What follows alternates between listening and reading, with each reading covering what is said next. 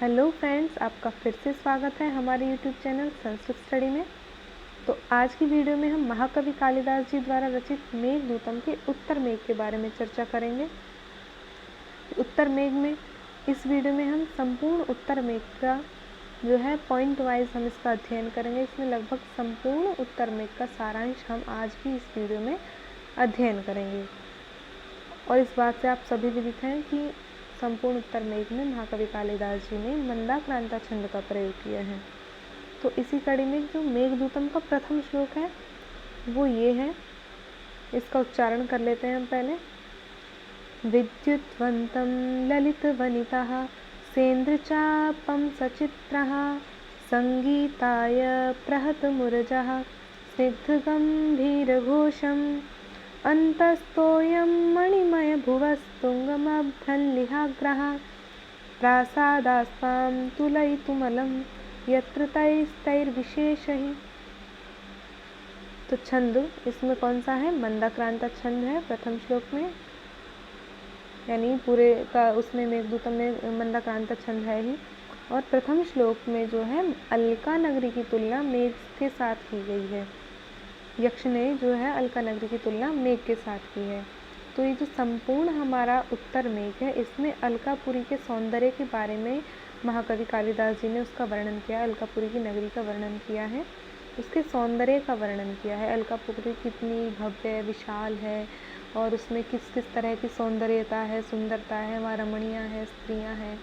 तो इस तरह से उन्होंने अलकापुरी का वर्णन किया है संपूर्ण मेघदूत में, मेघदूत के जो उत्तर मेघ है संपूर्ण उत्तर मेघ में।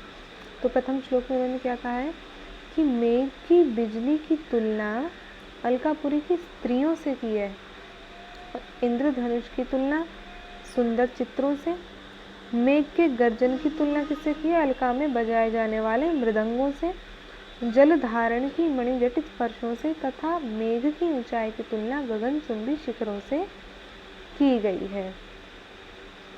अब आगे इसी कड़ी में जो इन्होंने बताया है अलका नगरी की क्या क्या विशेषताएं हैं। तो अलका में सदैव 6 ऋतुएं वर्तमान रहती हैं। अलका नगरी में अलका में यक्ष सदैव ही युवावस्था को प्राप्त रहते हैं, वहाँ अन्य अवस्थाएं नहीं होती हैं। तो यक्ष जी जो है मेघ को अलका नगरी के बारे में बता रहे हैं कि वहाँ के जो है वहाँ यक्ष हमेशा युवावस्था में ही रहते हैं, उनको कोई वृद्धावस्था नहीं आती है। कुबेर को रावण का भाई माना जाता है। किसका? रावण का भाई। और यक्षों के अधिपति भी कौन माने जाते हैं? कुबेर ही माने जाते हैं। और इन्हीं का पुष्पक विमान रावण के पास था, यानी कुबेर का पुष्पक विमान जो था वो ही उनका रावण के पास था। फिर कल्प वृक्ष से रति फल नामक मध्य प्राप्त होता है, जिसका सेवन कर यक्षगण मृदंग आदि की ध्वनि के साथ करते हैं। अलका के बाह्य उद्यान का नाम वैभ्राज है। अलका के बाह्य उद्यान का क्या नाम है? वैभ्राज है। अलका में अलंकरण की समस्त सामग्री एकमात्र कल्पवृक्ष प्रदान करता है। जो स्त्रियां जिससे अलंकृत अलंकार आदि पहनती हैं, तो उसकी एकमात्र सामग्री कौन? कल्पवृक्ष ही प्रदान करता है।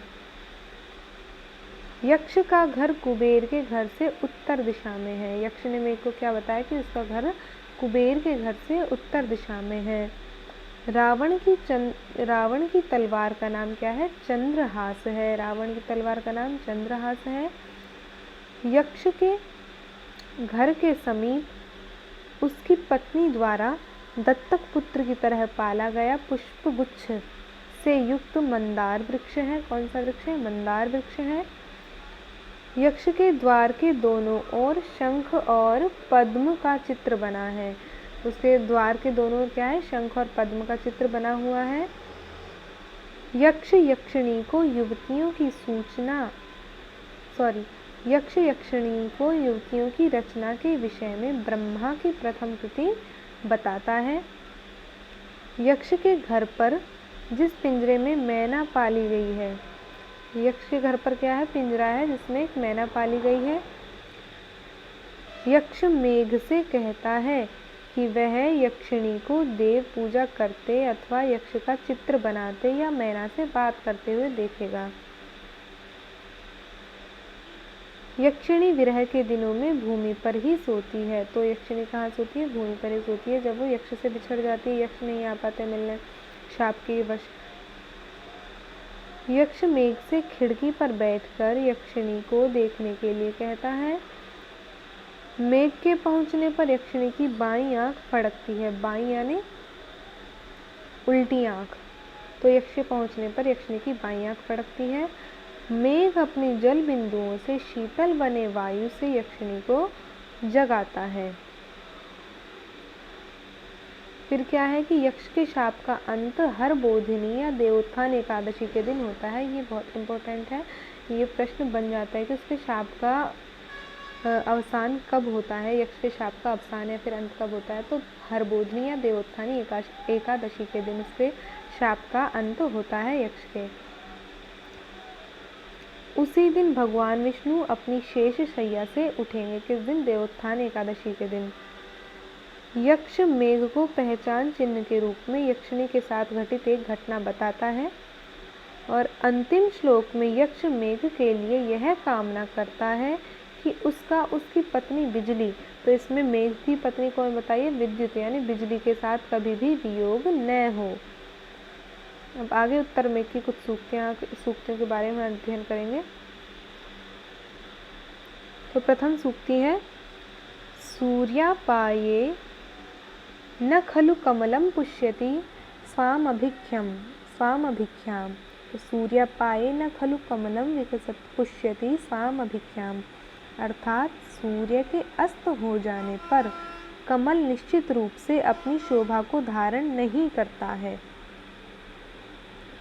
नेक्स्ट है हमारी, प्रायः सर्वो भवति करुणावृत्तिरार्द्रान्तरात्मा। प्रायः सर्वो भवति करुणावृत्तिरार्द्रान्तरात्मा। तो प्रायः सभी कोमल हृदय वाले व्यक्ति दयालु स्वभाव वाले होते हैं। नेक्स्ट है हमारी, कांतो दंतः सुहृदुपगतः संगमात् किंचिदूनः। अर्थात मित्र से लिया गया प्रियतम का संदेश स्त्रियों के लिए मिलने से कुछ ही कम होता है। आगे है हमारी, नीचैर्गच्छत्युपरि च दशा चक्रनेमि क्रमेण। अर्थात सुख दुख की जो दशा है वो पहिए की धार यानी तीलियों के समान ऊपर नीचे होती रहती है। चक्रनेमि क्रमेण यानी पहिए की धार के समान, पहिए की तीलियों के समान ऊपर नीचे होती रहती है।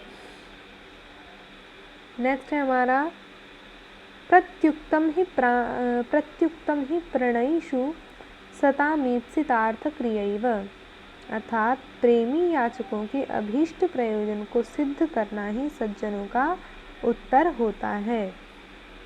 अब इसमें कुछ क्वेश्चन और बन सकते हैं इस तरह से कि हर शिरश्चंद्रिका धौत हर्म्या रूपेण वर्णिता नगरी अस्ति।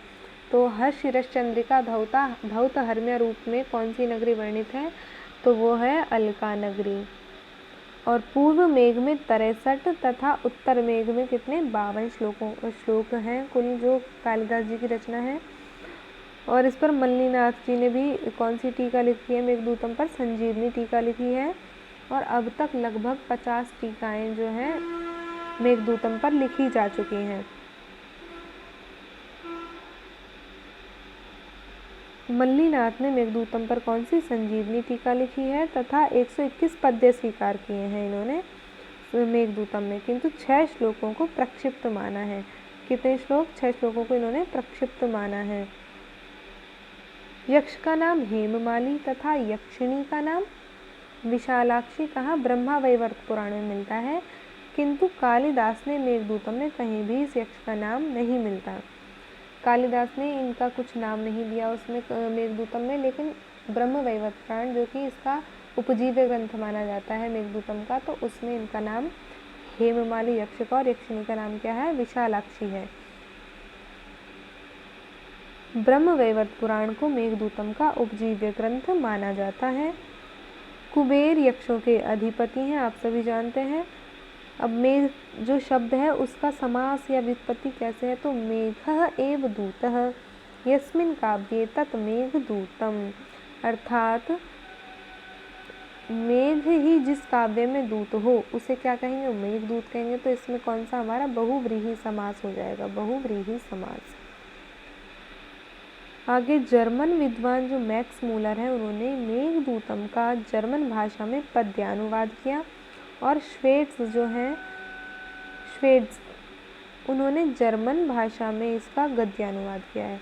मैक्स मूलर ने तो पद्यानुवाद किया है जर्मन भाषा में और श्वेट्स ने गद्यानुवाद किया है जर्मन भाषा में। डॉक्टर कीथ ने मेघदूत को इलेजी यानी शोक गीत कहा है। भारतीय मत में मेघदूत शोक गीत या करुण गीत न होकर विरह गीत या क्या है, विप्रलम्ब गीत है। धन्यवाद।